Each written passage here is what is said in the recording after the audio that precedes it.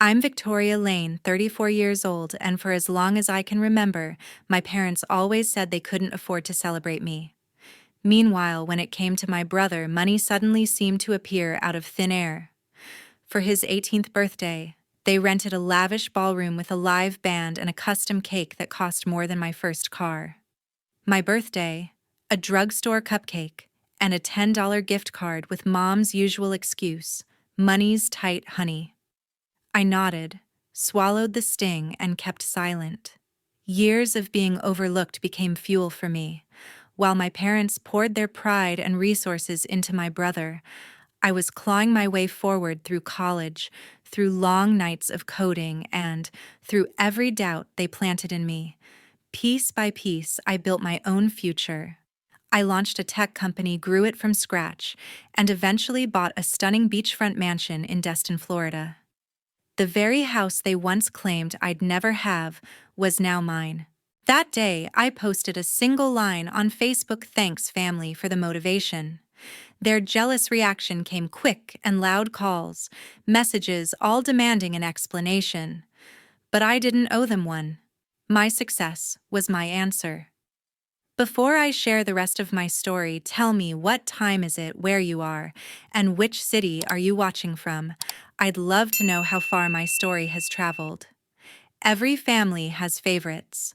In mine, it was never me, and the proof was in every birthday, every graduation.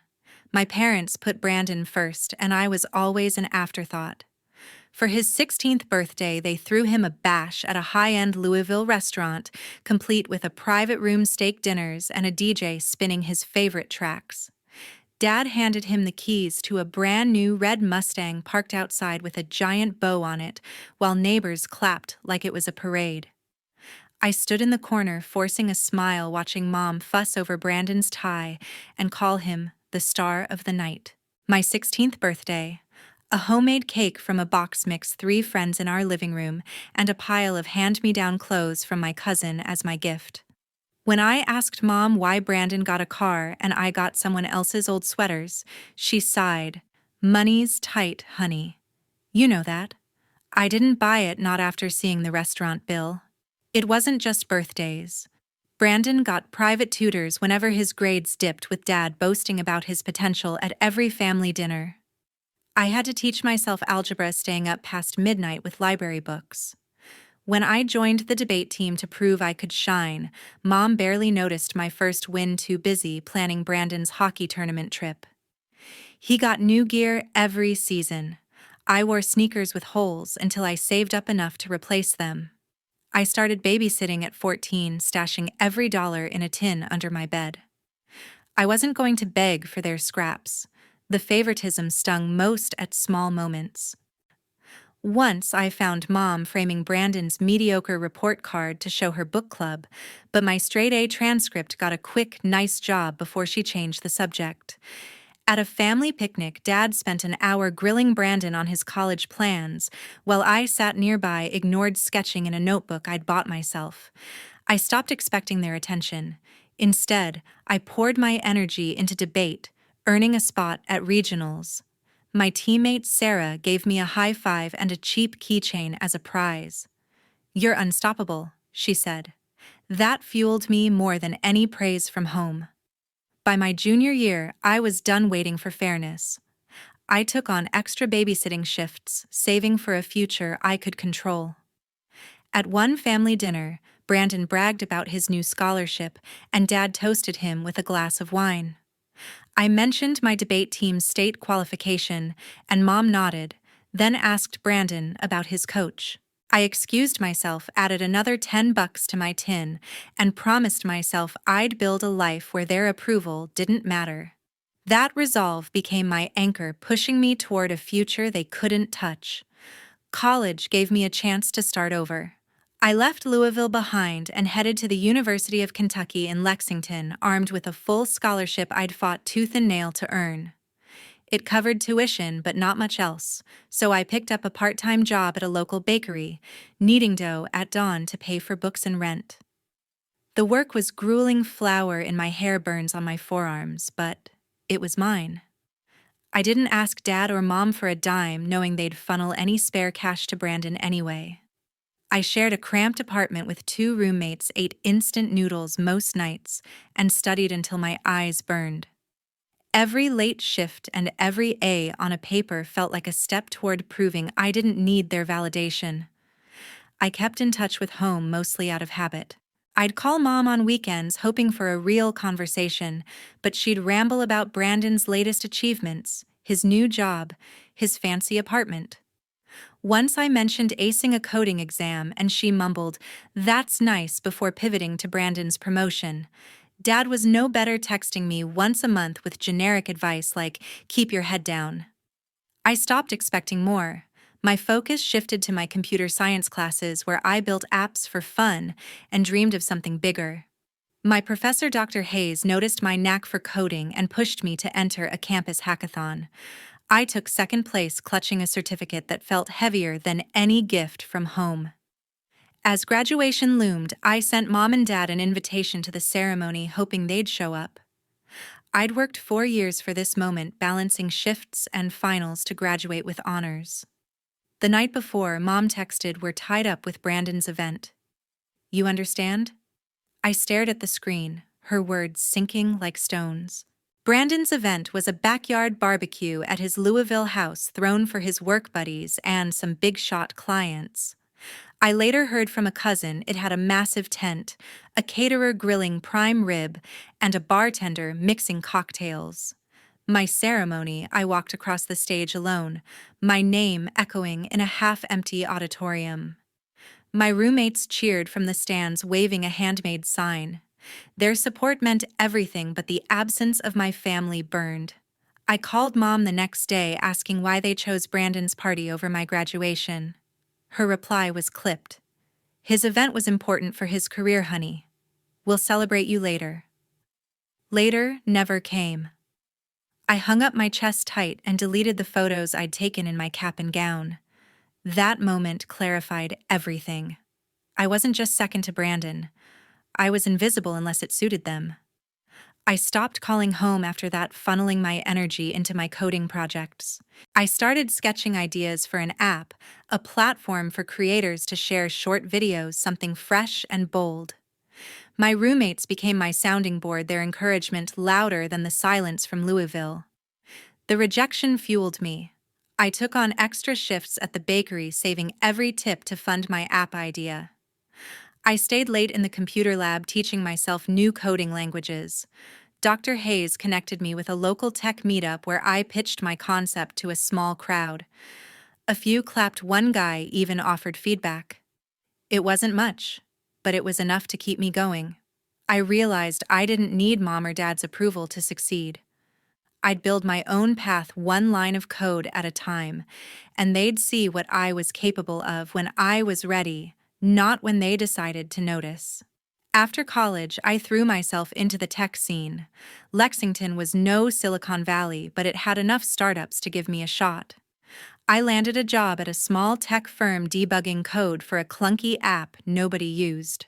The pay was barely above minimum wage, but it was a start. I rented a tiny studio apartment furnished with thrift store finds and spent my nights sketching ideas for something bigger. I wanted to build an app, a platform for creators to share short, snappy videos like TikTok, but with a focus on local artists and niche communities. I called it Vibe Stream, a name I scribbled on a napkin during a late-night coffee run. It was my ticket to proving I was more than my family's afterthought. I poured every spare hour into Vibe Stream coding until my fingers cramped. My coworkers noticed. One of them, Brian Kim, a sharp developer with a knack for spotting potential, caught me tweaking the app during a lunch break. "That's slick," he said, peering at my laptop. "You should pitch this somewhere big." I brushed it off, but Brian wasn't the type to let it go. He'd been at the firm longer, knew the ropes, and had a quiet confidence that made you listen. A week later, he emailed me about a major tech conference in Louisville, the kind where startups got noticed. "You're presenting VibeStream," he wrote. "I signed you up." I panicked. Public speaking wasn't my thing, but Brian's faith in me was hard to ignore. Prepping for the conference consumed me. I refined the app's interface, added features like custom filters, and practiced my pitch until I could recite it in my sleep. Brian helped running mock Q&A sessions after work. He'd throw curveball questions like, "What's your revenue model?" or "Why not just copy TikTok?" I'd fire back answers, sharpening my vision. My other coworkers, a tight-knit crew of coders and designers, chipped in too. Sarah, a UX designer, tweaked VibeStream's logo. Mark, a back-end guy, suggested a smoother upload system. They weren't just colleagues. They became my chosen family, filling a void my real family left behind. Their belief in me drowned out the echo of Mom's dismissive, "That's nice," from years ago. The conference day arrived and I was a wreck. My palms sweated as I stood backstage clutching a USB drive with my demo. Brian was in the front row giving me a thumbs up. I stepped onto the stage, my voice shaky at first, but as I talked about VibeStream, how it could amplify local voices, connect creators in ways bigger platforms ignored, the words flowed. The crowd of investors and techies leaned in, some jotting notes. When I finished, a few clapped, and one guy in a suit asked for my card. I didn't have one, so I scribbled my email on a scrap of paper. Brian grinned as I left the stage. "You killed it," he said, handing me a coffee. "This is just the start." Katie Sullivan showed up at the conference too. We'd been friends since high school debate, though we'd drifted apart. She'd seen my post about the event on social media and came to cheer me on, waving from the back row like a proud classmate. "Didn't know you were such a tech star," she teased afterward, snapping a selfie with me. Her presence was a nice surprise, but it was Brian and my coworkers who kept me grounded. They celebrated my pitch over cheap beers at a dive bar, toasting to VibeStream's future. Sarah raised her glass to proving them wrong. I clinked my bottle against hers, thinking of the family who'd never bet on me. VibeStream started gaining traction. A local artist used it to share music videos, and her followers spread the word. I quit my day job to focus on it full-time, scraping by on savings and freelance gigs. Brian joined me, offering to code the back end for equity. We worked out of my apartment, laptops balanced on a wobbly table, fueled by takeout and ambition. Every small win, a new user, a positive review, felt like a middle finger to the years I'd been ignored. My family didn't know about VibeStream, and I didn't tell them. Their calls had stopped after college, and I was fine with that. I was building something real, surrounded by people who saw my worth. That was enough. Then came Brandon's wedding, the event that revealed my place in the family most clearly. He was marrying Erica Dawson, a polished lawyer from a well-connected family, and my parents spared no expense. The ceremony took place at a 5-star hotel downtown, its ballroom transformed into a spectacle of crystal chandeliers and white roses. I heard from a mutual friend that the menu featured caviar appetizers, lobster tail entrees, and a dessert bar with a chocolate fountain. Guests included local bigwigs, politicians, business owners, even a minor celebrity chef. Mom and Dad were in their element, mingling with the elite, toasting to Brandon's future. I wasn't there. They didn't invite me. Weeks before the wedding, I'd heard whispers about it through old high school friends. I waited for an invitation, a call, even a text, something to show I was still part of the family. Nothing came. 2 days before the event, Mom sent a message, "Weddings this weekend. You can stop by if you want, but it's a formal affair." The words hit like a slap, cold, half-hearted, and afterthought at best. I called her, my voice steady despite the knot in my chest. "Why wasn't I invited from the start?" I asked. She hesitated, then said, "It's a high-profile crowd, honey. We didn't think you'd fit in." Dad chimed in on speaker. "It's Brandon's day. Let's not make it complicated." I hung up, their words echoing years of being sidelined. I sat in my Lexington apartment, staring at my phone, the invitation text still open. VibeStream was picking up users, and I'd just landed a small investor, but none of that dulled the sting. I wasn't just uninvited. I was unwanted. I thought about showing up anyway, crashing their perfect party in my thrift store jeans, but I didn't. Instead, I called Katie, my old high school friend, who'd shown up at my conference last year. She was in Louisville for work and met me at a diner that night. Over greasy fries, I spilled everything: the wedding, the text. Mom's excuse. Katie listened, her eyes soft but fierce.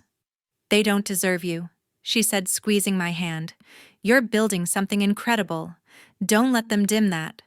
Her words weren't flashy, but they were exactly what I needed.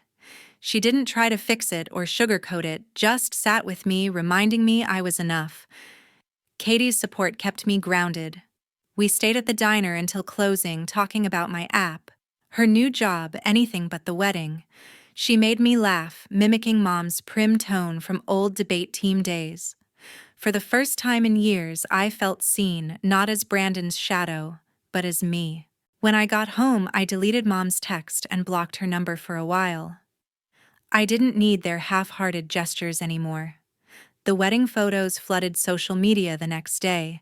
Brandon in a tailored tux, Erica in a designer gown, Mom and Dad beaming like they'd won the lottery. I scrolled past, my jaw tight, and opened my laptop. Vibestream's user count had ticked up again. That was my focus now. The exclusion clarified everything. My family didn't just prioritize Brandon, they acted like I didn't exist unless it was convenient. I stopped checking for their calls, stopped hoping for apologies. Instead, I doubled down on my work. I hired a small team, rented a tiny office in Lexington, and spent nights tweaking Vibestream's algorithm to boost user engagement. Every new download, every creator who joined was a step toward proving I didn't need their approval. Katie texted me a week later, checking in. "You good?" I replied with a thumbs up and a screenshot of Vibestream's latest stats. Her response, a string of fire emojis, made me smile. I was building a life that mattered, and I wasn't doing it for them. Years of grinding led me to Destin, Florida. Vibestream had taken off millions of users, a steady revenue stream, and a small but fierce team that felt like family. I'd outgrown my cramped Lexington office and was ready for a new chapter. A client, Helen Parker, a sharp real estate investor who'd been an early backer of my app, tipped me off about a beachfront villa in Destin. She'd seen my work ethic and vision up close during our meetings, and when she decided to sell her vacation home, she offered it to me at a price I couldn't refuse. "You've earned this," Helen said, handing me the keys during a quick coffee meetup in Miami. The villa was mine, a symbol of everything I'd built without a single nod from my family. I couldn't resist sharing the moment. I posted a photo of the villa's sleek, modern facade on Facebook, the Gulf of Mexico glinting in the background. My caption was short, but pointed: "Thanks, family, for the motivation." Proving them wrong feels better than any party. I didn't expect much reaction, just a few likes from friends and colleagues. But within hours, my inbox lit up. Mom commented first. "So proud of you, honey. We should visit soon." Dad followed. "Wow, what a place. Let's celebrate together." Brandon chimed in with a winking emoji. "Nice spot, sis. Save a room for me." Even my cousins, Diane Lane and Corey Lane, jumped in. Diane with, "This is amazing family reunion," and Corey with, "Looks like a party house." "When's the invite?" I stared at my phone, my stomach twisting. They hadn't called in years, hadn't cared about my work, but now they were all over my post, sharing it in their family group chat like it was their trophy. I didn't reply. Their comments weren't about me, they were about what my success could do for them. A friend from Lexington sent me a screenshot of the group chat where Mom had written, "Our Victoria's doing so well. That house is perfect for family vacations," Dad had added. "Told you she'd make it big." I clenched my jaw. They were bragging to their friends, acting like they'd been there all along. The same people who couldn't be bothered to show up for my graduation, who left me out of Brandon's wedding, were now itching to bask in my glow. I scrolled through their comments again, each one dripping with fake pride, and set my phone down. I wasn't going to play their game. Instead, I focused on settling into the villa. It was my first real home, not a hand-me-down or a rental. I spent days unpacking, setting up a home office with a view of the waves, and planning Vibe Stream's next big update. Helen called to check in, her voice warm. "You look right at home," she said when I sent her a photo of my desk setup. Her words meant more than my family's hollow praise. My team was thrilled too. Brian texted a string of party emojis, and Sarah insisted on flying down to help decorate. Their excitement was real, not a grab for clout. As I stood in my new living room, I realized I'd built more than a business. I'd built a life surrounded by people who valued me for me. My family's sudden interest couldn't touch that. The call started the day after my post. My phone buzzed with Mom's name first, her voice, syrupy sweet. "Honey, that villa is stunning," she said. "We'd love to come see it, maybe have a family weekend to reconnect." I gripped the phone, my jaw tight. Reconnect. They hadn't reached out since Brandon's wedding, when they told me I wouldn't fit in with their high-class crowd. Before I could respond, Dad called, his tone hearty. "Let's throw a big party at your place," he said. "Show off what you've done." Brandon was next, casual as ever. "Sis, that house is unreal. Mind if Erica and I swing by?" Every call felt like a grab for my success, not a step toward fixing anything. I didn't answer right away. Their words churned in my head, each one a reminder of years spent sidelined. I called Mom back first, ready to lay it all bare. "You want to reconnect now?" I asked, my voice steady. "Where were you when I graduated college? You skipped it for Brandon's barbecue. You didn't even invite me to his wedding because I wasn't suitable. And don't get me started on the hand-me-down clothes while Brandon got a Mustang." There was a long pause.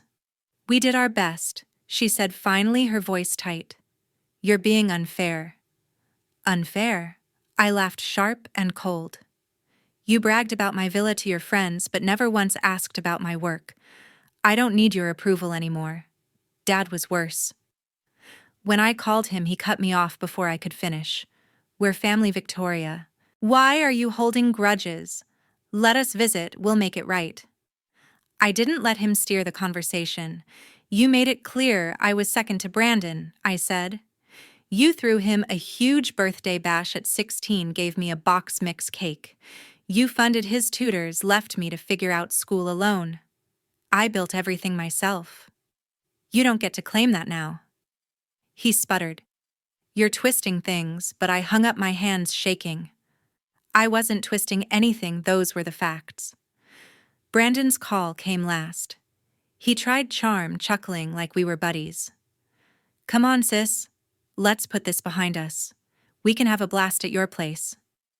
I didn't hold back. "You got everything handed to you," I said. "The car, the parties, the wedding I wasn't invited to. I'm done being your afterthought. My home is for people who showed up for me, like Katie and Brian." He got defensive, his voice sharp. "You're acting like we're strangers. We're your family." I ended the call without another word. Diane and Corey got the same treatment, short texts saying my villa wasn't open for their vacations. Diane replied, "Don't be so cold," and Corey sent a passive-aggressive, "Guess success changed you." I deleted their messages. Their reactions didn't surprise me. Mom called again, her tone pleading, "We just want to be part of your life." I told her the truth. "You had years to do that. I share my life with people who cared before I had a villa." Dad sent a long text about family unity, but I didn't respond. Brandon posted a vague status about ungrateful people, clearly aimed at me. I let it slide. I'd spent too long chasing their validation, and now I was free. My team, Brian, Sarah, and the others, were my real support, celebrating every milestone without strings attached. Katie texted me that week, checking in. "Heard about the family drama. You okay?" I sent back a smiley face and a photo of my latest Vibe stream stats. That was my answer. I was building my future, and they weren't part of it. By the next summer, my life was completely my own. I'd cut off all contact with my family. No calls, no texts, no guilt. My villa in Destin was my sanctuary, filled with the laughter of people who'd been there through every step. I threw a party to celebrate VibeStream hitting 10 million users, a milestone that felt like a middle finger to everyone who doubted me. Brian was there cracking jokes about our early days coding on a wobbly table. Sarah brought her famous brownies, and the rest of my team mingled with local creators who'd grown their brands on my app. Katie showed up too, sipping a drink and swapping stories about our high school debate days. She wasn't there to fix me, she was just a friend sharing the moment like everyone else. Word got around about my family's struggles. A mutual acquaintance mentioned Brandon was in a rough spot. He'd leaned hard on Erica's income as a lawyer, but she'd lost a major client tanking her firm's revenue. Their marriage was fraying arguments over money-missed bills and Brandon's habit of overspending. They'd sold their fancy Louisville condo to cover debts, a far cry from the glitzy wedding they'd flaunted years ago. Mom and Dad weren't doing much better. They still lived in their old house in Louisville, but friends said they seemed lonely rattling around in a home too big for two. They'd tried reaching out to me once more after our last calls, leaving voicemails about starting fresh, but I didn't respond. Their regret came too late, and it didn't change who they'd always been. I didn't gloat. Their struggles weren't my victory, my life was. That party in Destin, surrounded by my chosen family, proved I'd built something real. I'd clawed my way up from being the overlooked kid ignored at birthdays and left out of weddings. Every milestone, graduating college, launching VibeStream, buying my villa, was mine alone. I learned that self-reliance isn't just about surviving, it's about thriving without needing anyone's approval. Setting boundaries wasn't easy, but it protected my peace.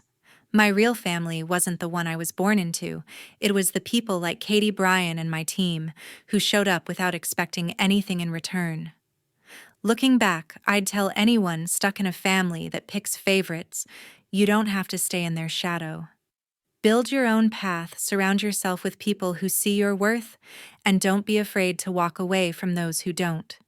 It's not about proving them wrong, it's about proving yourself right. Thanks for listening to my story. Have you ever dealt with favoritism in your family? Drop your thoughts in the comments, I'd love to hear them. And if this resonated with you, hit that like button and subscribe for more stories like mine.